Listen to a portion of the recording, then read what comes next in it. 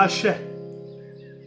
Ashe and Grand Rising. Once again to you all, my very beautiful people. Yes, you, my highly enriched melanin people. You, the Earth's original and organic humans, aka my fellow Africans. Yes, it is I, the Mystic Philosopher.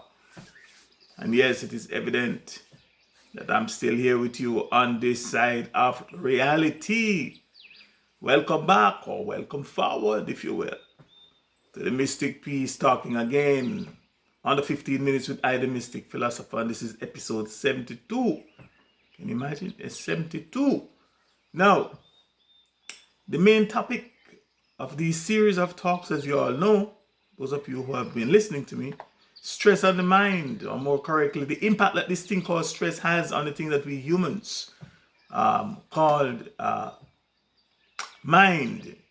And that from I, the Mystic Philosopher's perspective, the solution to this problem or to this disease called stress can, or it may be found in and by understanding, understanding, and overstanding the want equation. And what is the want equation? It goes like this: want is equal to money, which is equal to stress, which is equal to unhappiness. And also by putting into practice the knowledge that can be gained from this very profound equation.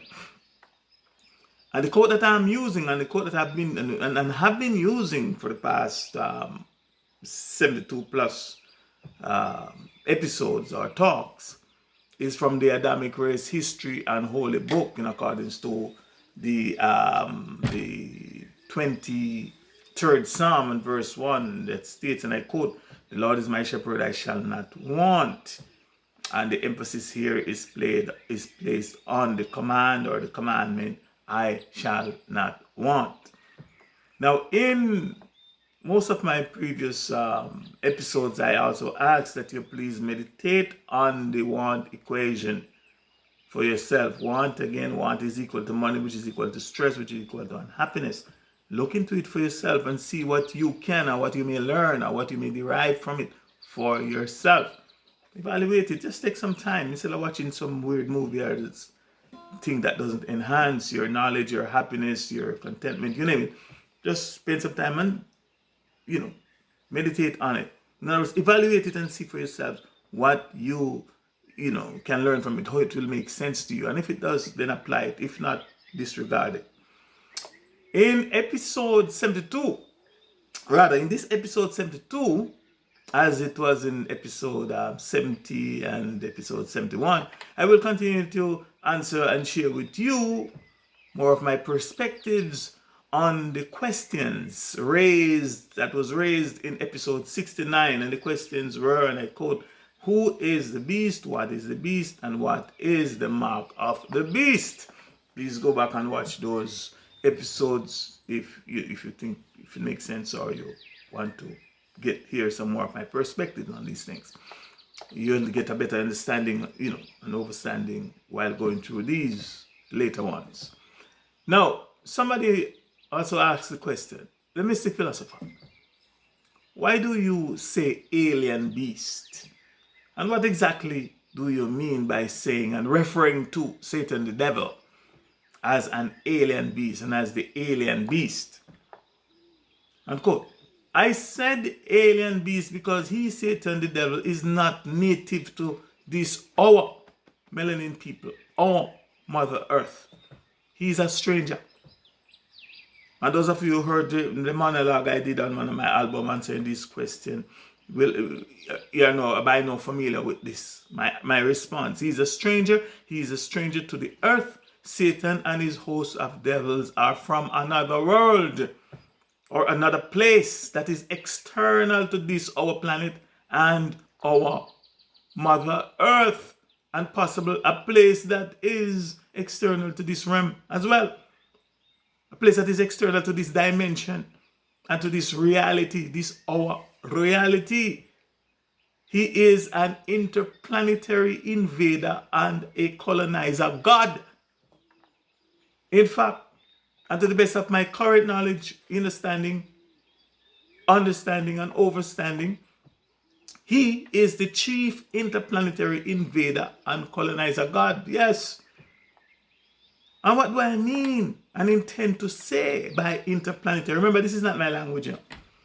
That's why, unlike most of you guys, I spend time and try to understand, understand. I know the meaning and definition of this, my enemy's language. Yes, so I like this question. What do I mean and intend to say by interplanetary? Interplanetary meaning he, Satan, and his host of devils, and may I say his hand-pick, mind-pick, and race-pick people, but we'll get into that later. He, Satan, and his host of devils, aka his host of angels, are some restless and ruthless service to self entities, aka STS. Some of you who study metaphysics will understand what is service to self, what STS mean, and STO, but more on that at another time.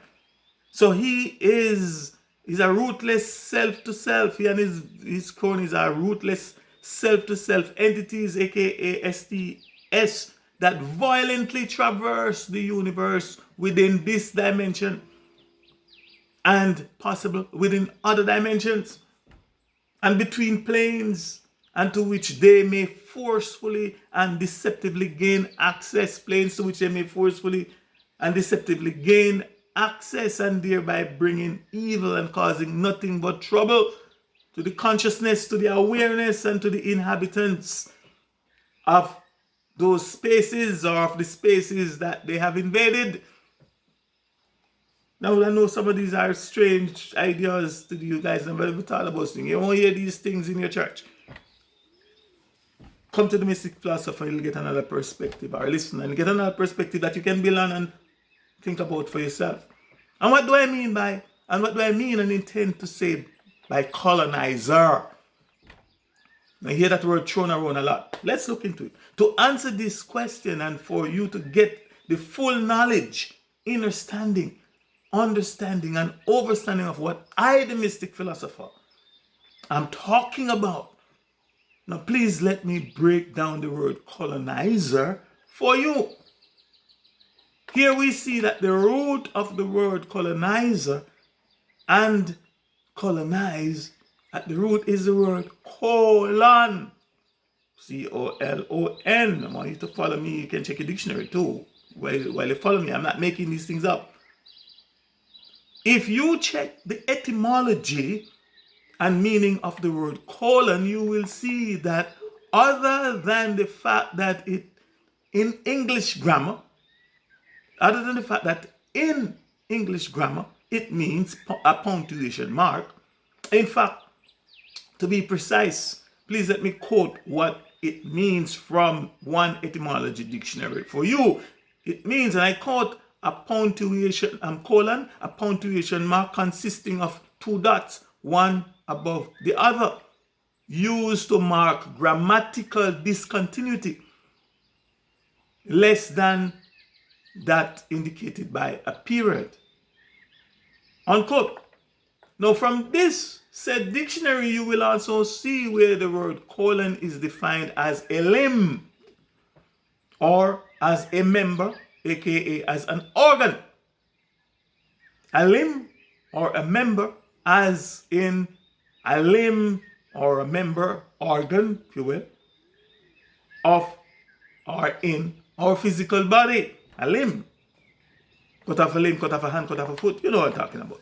Now, please let me also quote the meaning and definition of the word colon from at least two other English dictionaries as it pertains to a limb, or as it pertains to a member, aka an organ of or an organ in the human body. Number one, what is the meaning of colon? Colon, quote, colon, the largest part of the large intestine, rather the longest part of the large intestine, a tube-like organ connected to the small intestine at one end and the anus at the other. The colon removes water and some nutrients and electrolytes from partially digested food. Unquote. This is from the National Cancer Institute Dictionary of Cancer Terms. Very important. Number 2, what is the colon? Quote, another dictionary. The colon is also known as the large bowel or large intestine. It is an organ that is part of the digestive system, also called the digestive tract in the human body. The digestive system is the group of organs that allow us to eat and to use the food we eat to fuel our bodies, unquote. And this is from the American Society of Colon and Rectal Surgeons, another dictionary. Surgeons, rather. Now, to know, understand, and understand who and what a colonizer is, who and what colonizers are, and what a colonizer does, and what colonizers do, it is also imperative that we know, understand, and understand what the colon in our bodies is and what it does. And to answer the question, what does the colon do? Please let me quote the answer along with the 5 stages that food goes through in our bodies from this said dictionary, the American Society of Colon and Rectal Surgeon. And I quote, what does the colon do? Quote, the colon plays a very important role in how our bodies use the food we eat. Here is how food travels through the body. Number 1, food begins in the mouth, where it is chewed by the teeth into smaller pieces. Once swallowed, the food travels into the esophagus, which connects to the stomach. Number 2, in the stomach, food is further broken down into liquid and pass on to the small bowel intestine. Number 3, in the small bowel, the food breakdown continues with the assistance of the pancreas, liver, and the gallbladder.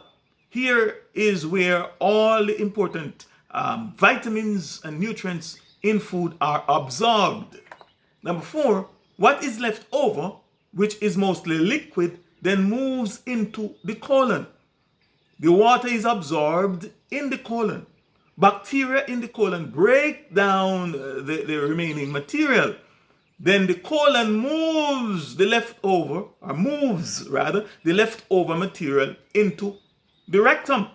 And number 5, the rectum is like a storage holder for this waste. Muscles in the rectum moves the waste, called stool, out of the body through the anus, unquote. Now, there is so much that I would like to share with you, my people, as it relates to each of these individual 5 stages of how food travels through our body, the function of the colon, and their relations to the word colony, to the word colonist, colonial, colonized, colonizers, and colonization. But as you know, time will not permit me to do so. Let me see how far I am. Wow, almost there. But just to summarize, if or when you know, understand, and overstand these 5 stages that I have just mentioned, then you too will know, understand, and understand that that is exactly what a colonizer does. And that is exactly what all colonizers do, both to the land, to the natives of the land, and to the inhabitants of the land and places that they have invaded and colonized. And that is what they will do to those that they will invade and colonize in the future, should they be permitted to do so. Inhabitants of the land and places, meaning not only the people, but also to the water, to the land, to the places, but also to the water, to the trees, to the animals, anything that has breath and substance for their survival. This is what they do to us and to it. They are destructive, as the saying goes. Anywhere these devils go, anywhere them go, once they put foot there, even if they make a phone call, their death, pain, and destruction follow. Sorrow follow. These are destructive creatures, Satan and his host of devils. But we'll get back to that another time. They use us, melanin people, us the earth's natural native earthly humans, as substance. They treat us and use us like food, and as food, they use us, they abuse us, they mentally, spiritually, physically, and otherwise rape us, they enslave us, they mutilate us, you name it, and they do it to us. They suck and deplete us of our every nutrients. Yes, like food, they turn us into waste. Waste equal S-H-I-T, pronounce it. In the colon, that's colonize, remember this word. And finally, they exterminate us and dispose of us like F-I-L-T-H. In and from their colon. Colonize, don't take words lightly. The secrets of these devils are in their language, in their words. But we'll talk about that another time. I mentioned that I spoke about it several times, but it's worth repeating. Thus he, Satan, is an interplanetary invader and the chief colonizer of this our planet and Mother Earth. And from this you can also readily see, know, understand, and overstand that all colonizers, all invaders, and occupiers are devils and are of Satan, the devil. So now you see, know, understand, and understand, and overstand the real and true meaning and definition of a colonizer, and the true meaning and definition of who and what colonizers are.